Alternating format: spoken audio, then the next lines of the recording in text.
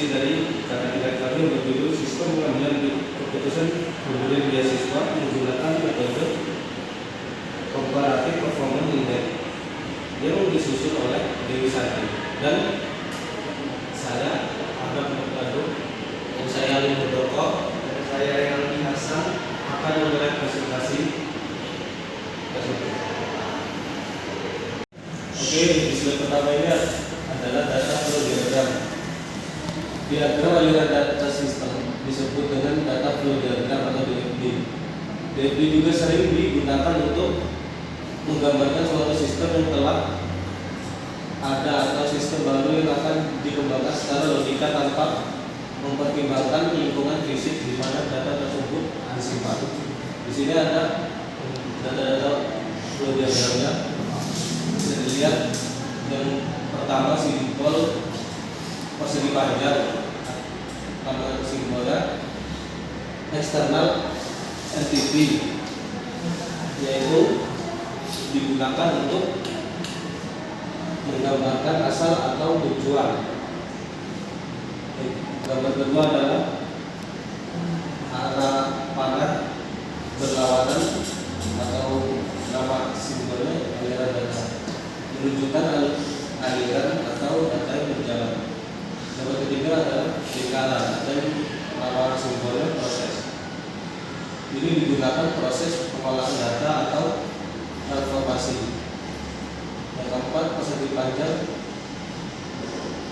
nama simbolnya internal storage, menunjukkan penyimpanan basis data.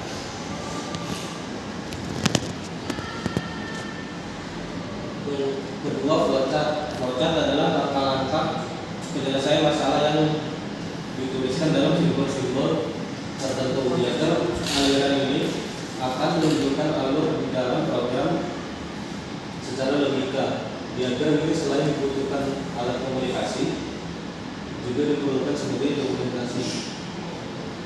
Ini bisa dilihat simbolnya dan nama simbolnya konektor yang digunakan untuk menghubungkan proses dengan beda halaman. Kedua, terminal digunakan untuk memberikan nilai awal pada sebuah proses.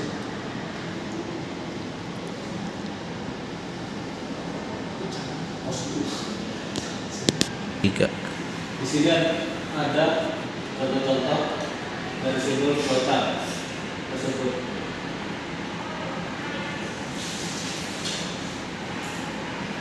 Selanjutnya, entitas relationship diagram menurut Hafiz 2017. Gambaran sebuah data yang dimodelkan dalam suatu diagram yang digunakan untuk mendokumentasikan data dengan cara menentukan apa saja ada di dalam setiap entity satu dengan yang lain. Di sini ada tabel entitas relationship diagramnya.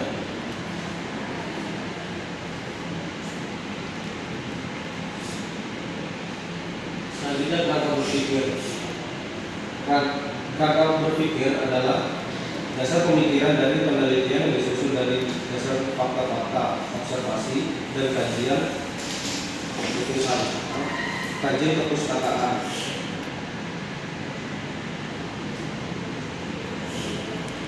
Struktur organisasi. Jadi di sini ada struktur organisasi sendiri yang didirikan Budi.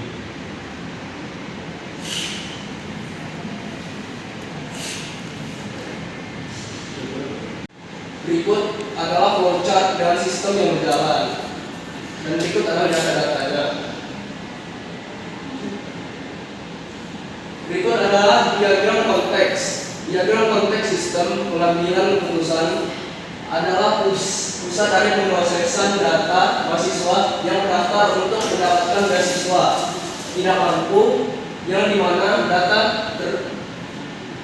tersebutlah ditamping atau diterima oleh bagian keuangan untuk admin akan menginputkan berkas data apabila lolos seleksi. Maka ketua akan memberikan surat keputusan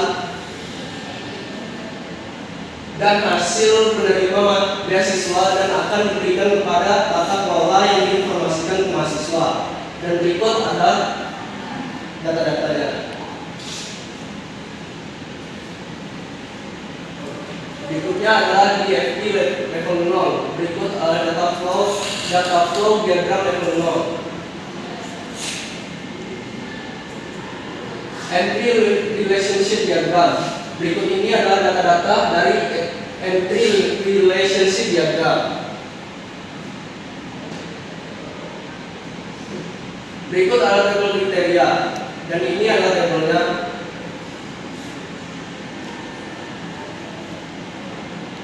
Berikut adalah rancangan input login form.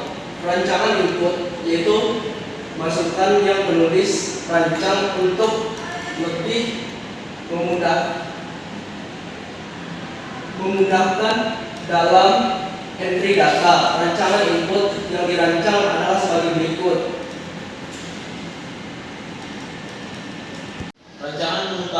Rancangan utama digunakan sebagai tampilan utama dari aplikasi tersebut, di mana menu untuk memulai proses terdapat di menu utama, yakni alternatif, kriteria, create, nilai bobot, perhitungan, lab alternatif, lab kriteria, lab ranking, dan lab out. Rancangan alternatif digunakan untuk menginput data dan menampilkan data alternatif. Di sini terdapat alternatif, kriteria, create, nilai bobot, perhitungan, lab alternatif, lab kriteria, lab ranking, lab out, cari, tambah, ubah, hapus, dan keluar. Serta terdapat kode alternatif, rancangan create. Rancangan yang dapat digunakan untuk menginput dan menampilkan data create. Pada halaman ini, admin bisa menambah, mengedit, dan mendelete data yang telah diinput. Di sini terdapat kriteria, nilai, terdapat kolom cari, dan terdapat tambah, ubah, hapus, dan keluar untuk menambahkan data. Rancangan bobot. Rancangan yang digunakan untuk memproses dan menampilkan data nilai bobot. Di halaman ini, admin juga bisa memasukkan nilai pilihan sesuai dengan kriteria.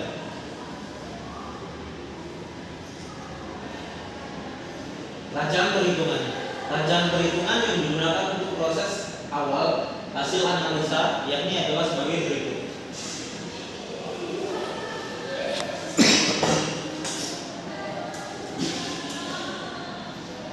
Yang terakhir yakni pekodaan. Proses pengembangan perangkat lunak dalam sistem pendukung keputusan ini merupakan proses implementasi sistem. Tahapan ini merupakan implementasi desain ke dalam program. Hasil dari tahapan pekodaan ini adalah program komputer yang sesuai dengan analisis kebutuhan dan perancangan desain yang telah dibuat pada tahapan sebelumnya. Desain sistem yang telah dibuat pada tahap perancangan kemudian diimplementasikan ke dalam bentuk kode atau program. Sekian dari presentasi kami. Apabila ada salah kata kami mohon maaf. Terima kasih. Wassalamualaikum warahmatullahi wabarakatuh.